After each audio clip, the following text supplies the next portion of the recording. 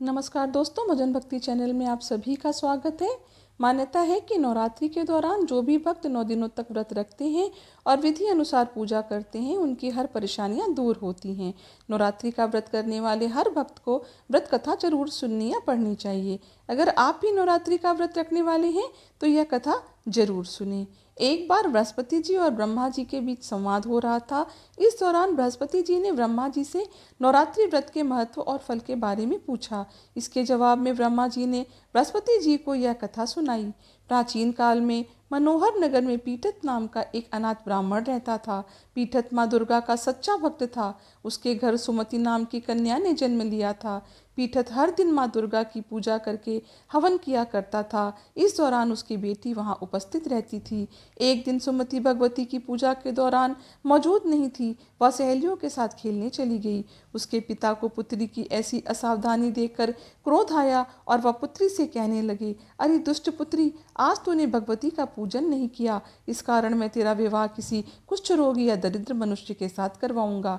पिता की ये बात सुनकर सुमति आहत हुई और उसने कहा, हे पिता, मैं आपकी कन्या हूँ तथा सब तरह से आपके अधीन हूँ। जैसी आपकी इच्छा हो वैसा करो, चाहे राजा से, चाहे कुष्ठी से, चाहे दरिद्र से, जिसके साथ चाहे मेरा विवाह कर दो, पर होगा वही जो मेरे भाग्य में लिखा होगा। क्योंकि कर्म करना मनुष्य के अधीन है, परंतु फल देना ईश्वर के अधीन है। सुमति की यह बात सुनकर पीठत और भी ज्यादा क्रोधित हो गया और उसने अपनी पुत्री का विवाह एक कुष्ठ रोगी के साथ करा दिया।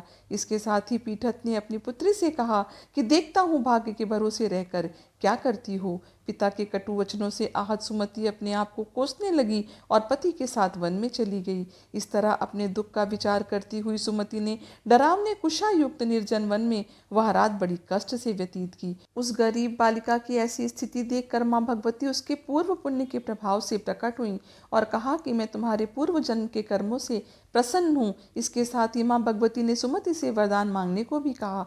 इस पर सुमति ने माँ भगवती से पूछा कि आप कौन हैं। जवाब में माँ भगवती ने कहा, मैं आदि शक्ति भगवती हूँ और मैं ही ब्रह्म विद्या माँ सरस्वती हूँ। प्रसन्न होने पर मैं प्राणियों का दुख दूर कर उनको सुख प्रदान करती हूँ।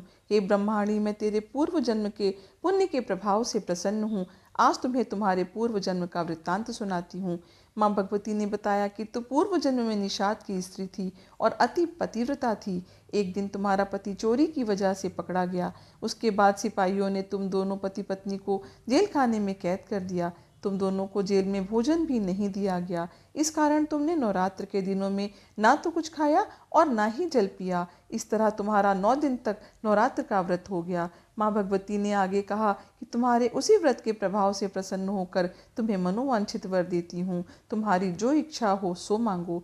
माँ भगवती की ये बात सुनकर सुमति ने कहा, हे माँ दुर्गे, मैं आपको प्रणाम करती हूँ। आपसे विनती है कि मेरे पति के कुष्ठ को दूर कर दीजिए।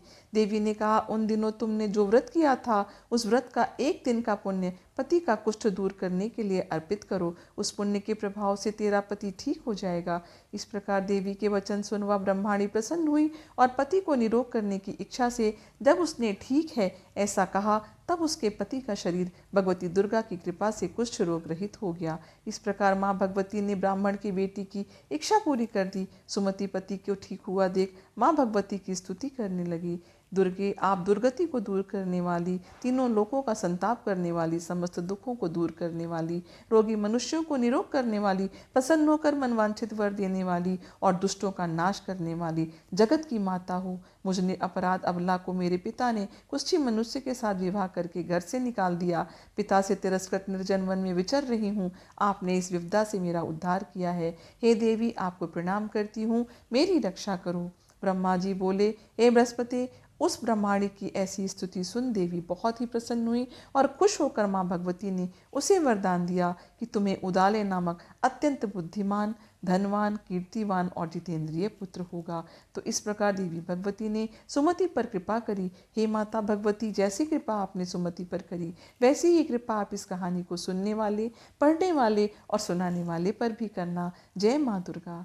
आशा करती हूँ यह कहानी आपको पसंद आई होगी। यदि कहानी पसंद आई हो तो कमेंट बॉक्स में जय माँ दुर्गा अवश्य लिखिएगा। ऐसी कहानी और जानकारियाँ आपको मेरे चैनल पर आगे भी मिलती रहेंगी। आपसे विनम्र निवेदन है कि कृपया करके मेरे चैनल को सब्सक्राइब करिए, मेरी वीडियोस को लाइक करिए, इसे अपनी फैमिली और फ्रेंड के साथ शेयर भी करिए। धन्यवाद।